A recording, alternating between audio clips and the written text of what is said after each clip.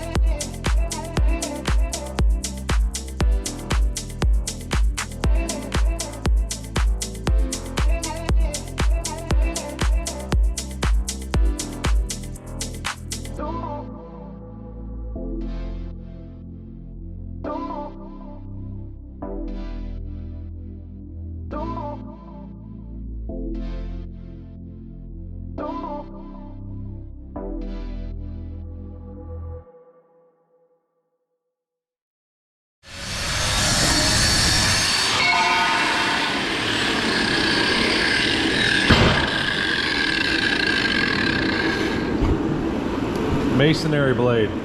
Not my preferred method to cut steel.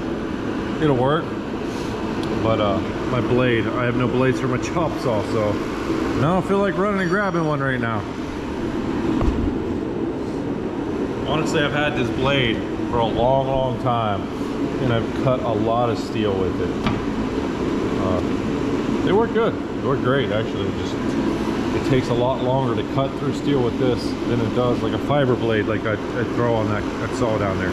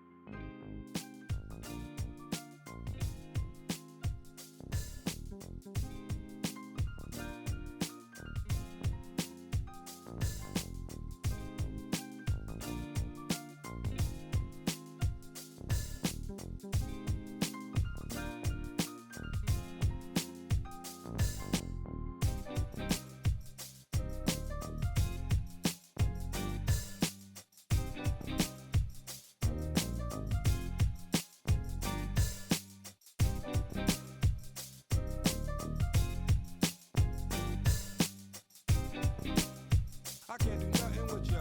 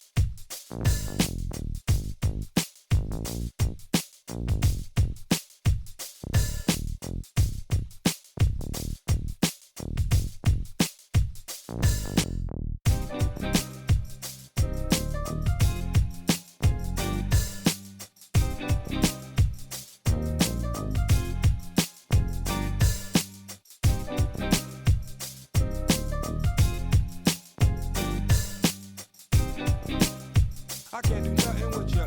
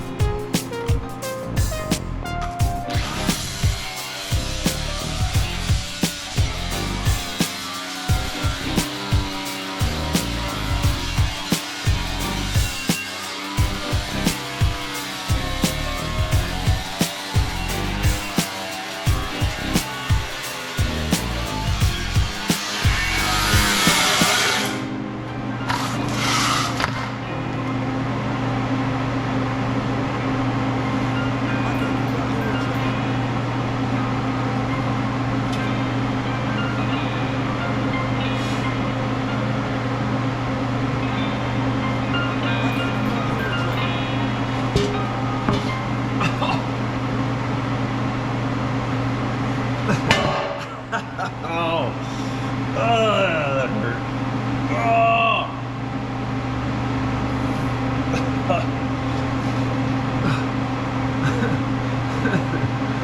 Ow.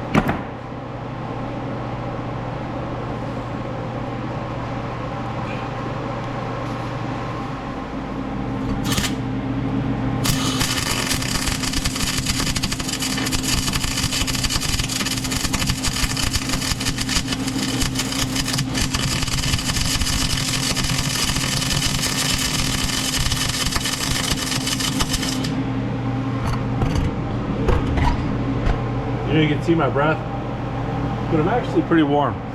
The thing keeps me pretty warm. It's like 35 degrees here in Ohio today. It's actually probably colder than that tonight.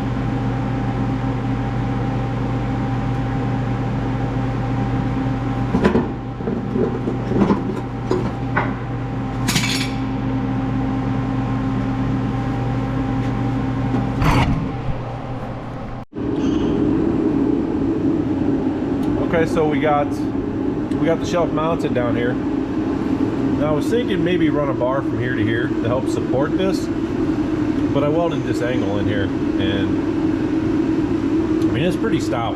I don't think we're gonna need it.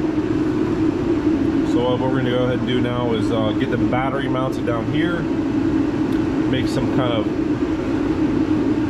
bracket to hold the battery in place, get the pump mounted here, and then redirect that pipe over here to the pump.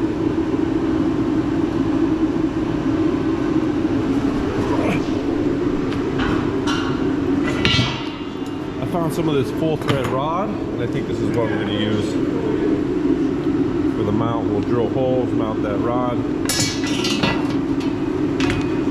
with a piece of this to hold that battery in place.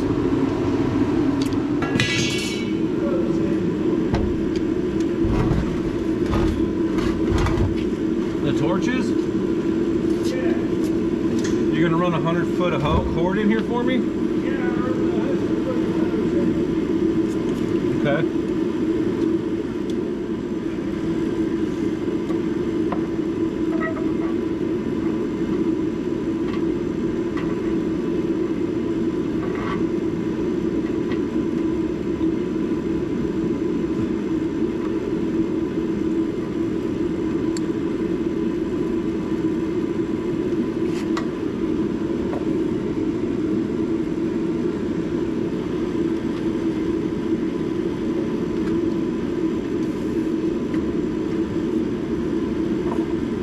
How are you gonna shut the door? How are you gonna shut the door? I don't know. I'll figure it out. We have to get the torches out anyways. They can't stay in the truck. It's gonna snow tonight.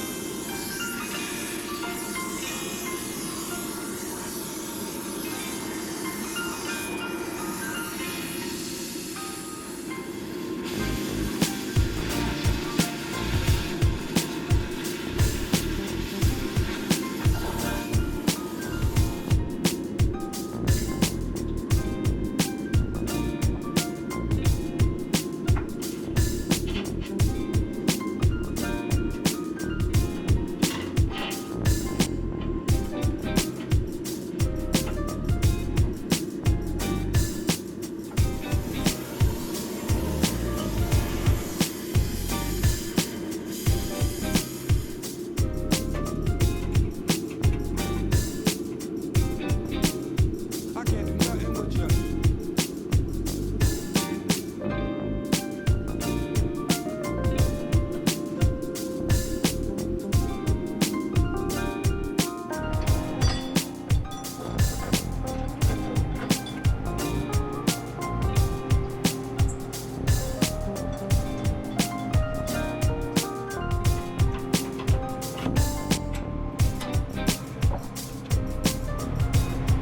Alright, that bad boy ain't going nowhere.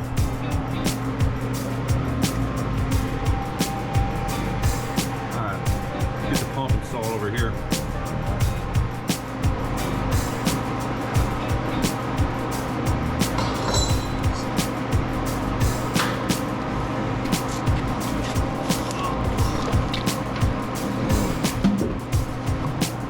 like the way that looks.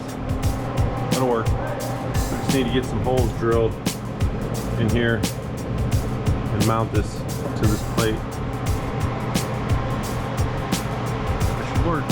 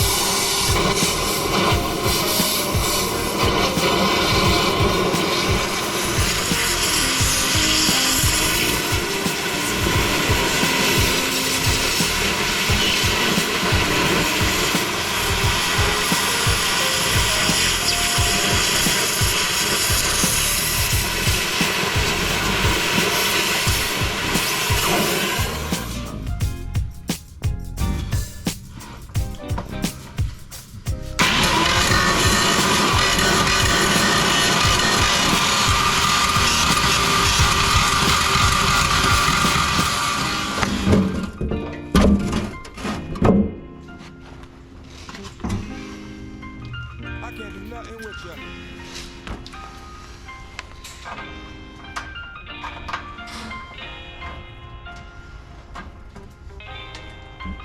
I can't do nothing with you.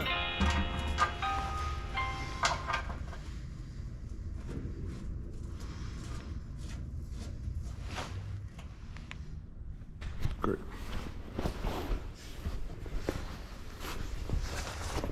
All right, so we got the pump installed and the battery installed. Now you can see where the plumbing used to go up through the trailer. We're gonna have to get the plumbing over here and get the battery wired in. And I think what we're gonna do is run. I got to do something with this controller. I need to like permanently mount it or something down here underneath so that it can't get hit or broke. And I need an easier way to charge this battery. I don't have it run to the truck to be in charge, so we just hit it with a battery charger every once in a while. So I think I'll put some remote terminals for that too. So that's what we're gonna work on now. We're gonna get this plumbed in and make a little box for this, a mount, and some remote charging terminals for that. Let's get to it.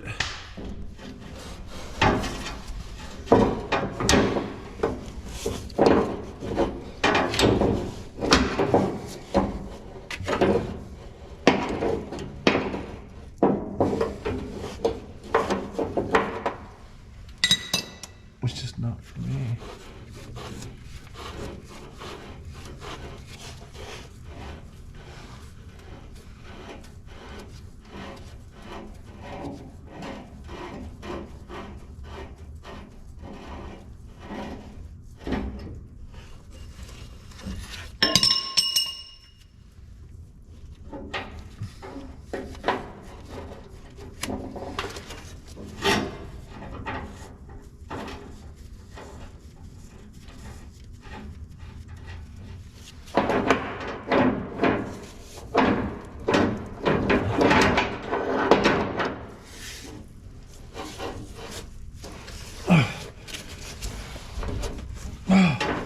Alright, so what we're looking at. This is going to be the remote charging, so this will run to the battery. I'm going to use this piece of channel. We're going to cut it, clean it up. I just need to figure out a way to mount this to this channel because this just comes with this magnets on the back. And I don't trust that to hold that. You know, we can obviously just clip the wire up somehow or something, but I think I'm gonna have to make something to hold this in place. I don't like that. Something.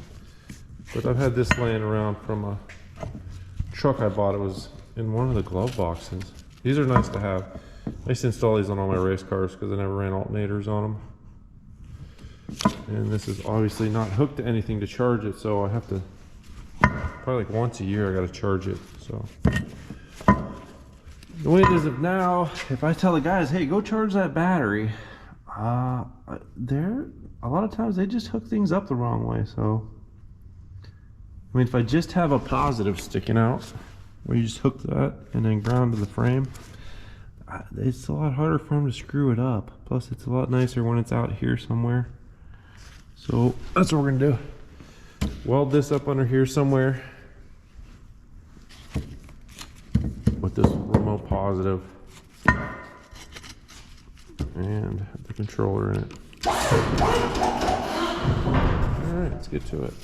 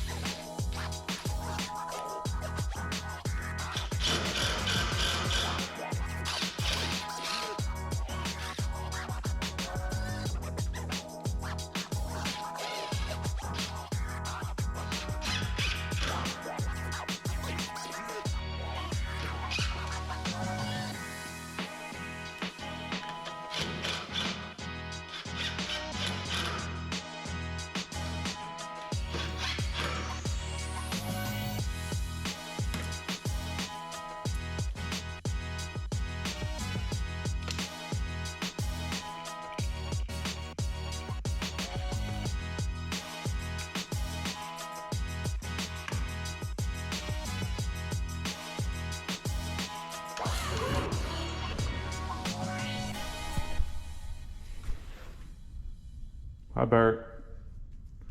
How did you get back in here? Hmm? How did you get back in here? You're supposed to be outside playing. Come on. Come on, go play. All right. We have got this done. We have moved it from up there. I've given myself about 10 more inches of space up on this deck. I'm gonna have to build some kind of a stop here. So nobody drives the paving machine off the front of this trailer. Also, next video, we're gonna add some semi legs with a 2-speed jack to the front of this, but we got her mounted down here. Got her all wired up, nice and clean. We got the up and down controller mounted right here now. And we're able to charge it right here.